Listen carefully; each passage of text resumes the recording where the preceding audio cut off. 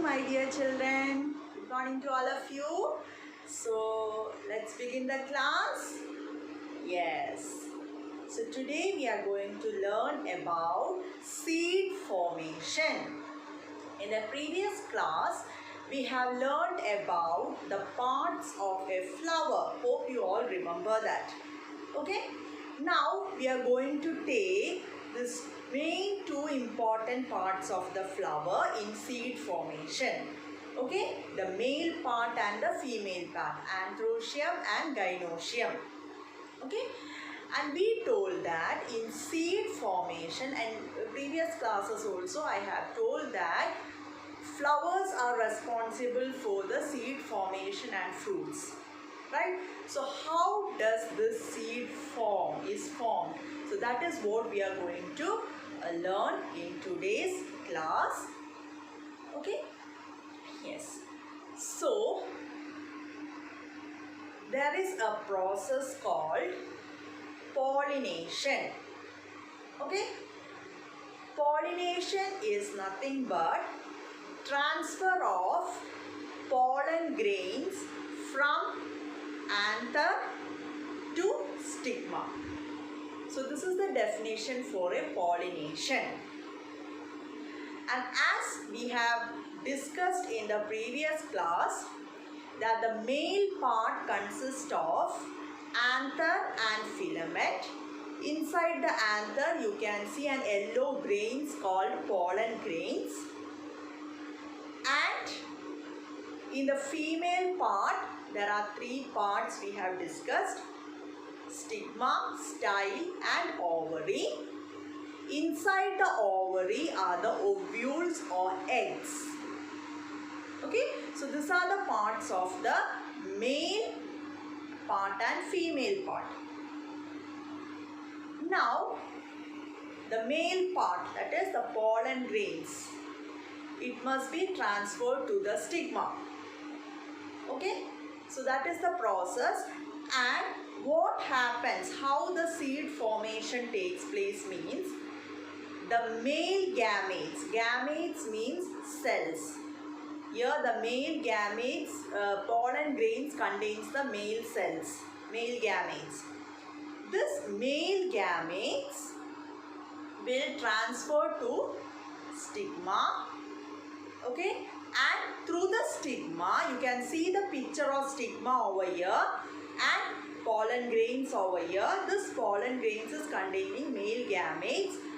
This male gametes transfer to stigma, and from the stigma it reaches to the ovary where there are ovules. Can you see the picture, children? Ovules, like ovules or eggs. Okay, this eggs contains female gametes or female cells. Okay, now what happens means, when the male gametes reaches the ovary, it gets fused, it gets crossed with this eggs. Okay, so that fusion of male gametes and female gametes is called fertilization. So after this fertilization, the fruit is produced in a plant. Okay, so this process, fusion of male gamete and female gamete, is called fertilization. Now once we get the fruits, inside the fruits the seed will be also there. So this is how the seeds are developed. Okay? Yes. Now I told you about, we'll come back to pollination. I told you for this fertilization to occur, there must be male gametes and female gametes. So male gametes are present in the pollen grains and female gametes are present in the eggs or ovules. Clear? Yes. So anyone has to transfer it. Someone has to transfer it. So who is doing that process? That is what next we are going to learn. So they are called pollinating agents. Pollinating agents are small insects like honeybee, moth, small butterflies and many other insects, and through wind and water. So these are the main pollinating agents. Through these agents, the pollen grains are transferred from anther to stigma. You know, usually the insects like honey, bee, butterfly and all will come near the flower to suck the nectar. Right? We all know that. Yes. So once when they do that, the pollen grains are very rough. Okay? This pollen grains, it will get stick to their legs. So when they go to the another flower, this pollen grains get transferred to another flower, reaches the stigma, then the ovary and fusion takes place and fertilization occurs there. So this is how the honey bee, small insects and all get transferred. So what makes this insect attract to the plants? Have you ever thought of it, children? What makes these insects attract to the plants? When they get attracted only, they will go forward it. So we all know that flowers have fragrance, smell. Okay, that is a one way of attracting them. Color, bright colors and all will attract the insects. Okay, and in some cases the flowers will not be attractive, but the other parts will be very attractive. Sometimes the flowers you can see in bunches, in a crowd, like a bunches. Okay, so with that these insects will get attracted. So there are so many reasons for the plants to get attracted. In elephant yam flower, what happens means, in elephant yam flower it has got a foul smell. This foul smell or foul odor is used to attract the insects. And some plants will emit inflorescence, that is they will emit light. So that is also a sort of attracting for this pollinating agents like insects. Okay, and musanda leaves of the musanda, okay, they have an ability, that is which is surrounding the flowers.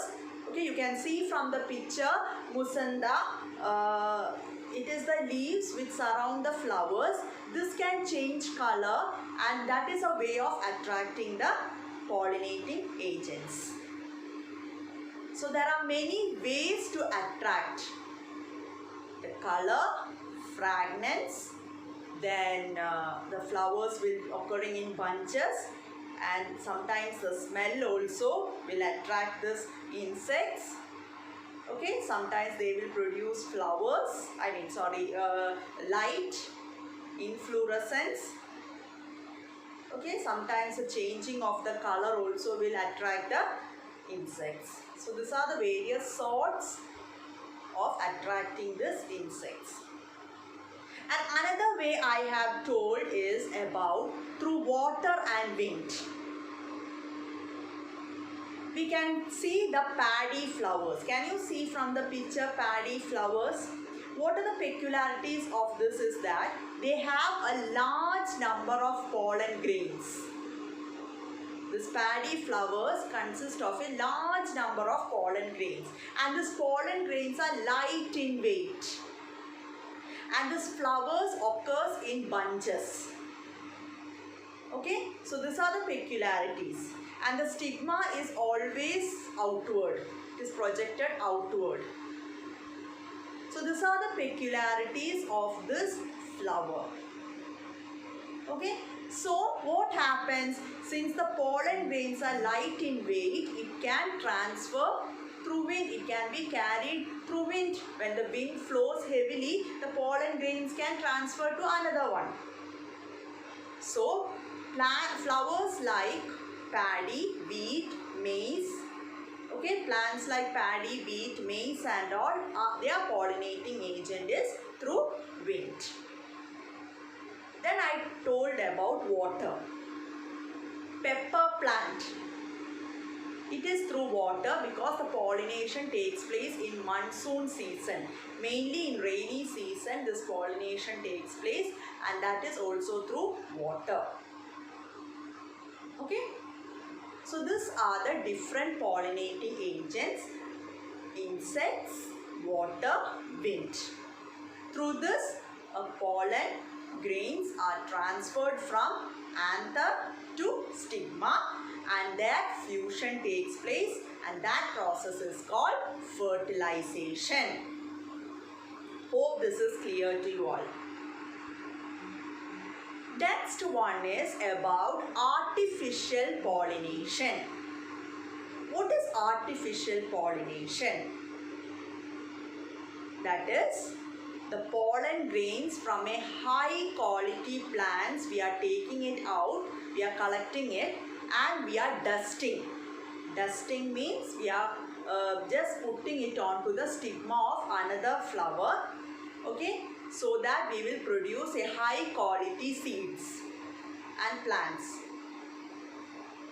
So for that purposes that we are doing it, so that's why it is called as artificial pollination. That is collecting the pollen grains from a high quality plants and dusting it onto the stigma of another plant is called artificial pollination. But in Mexican forest, the vanilla plant is getting pollinated by a variety of honey bees called melipona. But here in India, this variety of honey bees is not available. This melipona honey bees is not available. So we have to cultivate vanilla through artificial pollination. So that is the importance of artificial pollination. Is it clear? Yes. Now there are two types of pollination: cross pollination and self pollination. Cross and self, these are the two types of pollination. Self pollination means transfer of pollen grains from anther of a plant to the stigma of that same flower. So you can see the picture. Transfer of pollen grains from anther of a plant to the stigma of that same plant, or in another way, from the stigma of the plant to the anther. Okay, the transfer of stigma to the of a plant to the pollen grains. So it can be in two ways. So that is called self-pollination, and this takes place only in a single plant. It doesn't goes out on another plants. But cross-pollination is not like that. Cross-pollination means that is transfer of pollen grains from the anther of a plant to the stigma of another plant of the same species. That means same variety plant. If it is a shoe flower, it will get transferred to the another shoe flower. So there are two plants taking part in this.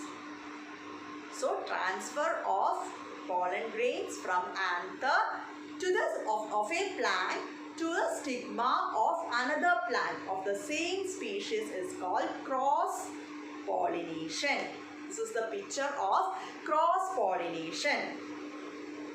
So two types are there: self pollination, which is happening in the same plant itself, it doesn't goes anywhere, and cross pollination, which is happening in different plants but same variety plants. So this is cross pollination and self pollination. In last class we have learnt about unisexual flowers, right? Cucumber, pumpkin, bitter gourd, these are the examples of unisexual flowers. So in that we have studied about what is unisexual flowers, children? Yes, which is having either male gamete or female gamete. Both is not seen. So in such flowers only cross pollination takes place. Okay? In bisexual flowers there are chances for both self-pollination and cross-pollination. It depends upon the pollinating agents like insects, water, wind. Okay, clear? Yes. So this is about today's topic, fertilization and how seed is formed. Then we learned about pollination and two types of pollination, cross-pollination and self-pollination. Then we learned about artificial pollination. This artificial pollination is done to get a high quality flower. Okay, so for that purpose we are doing this artificial pollination. So these are the things we have studied today.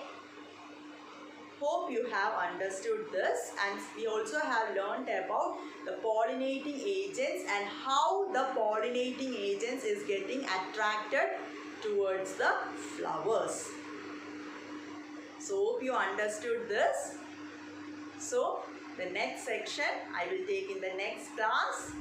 So till then, bye.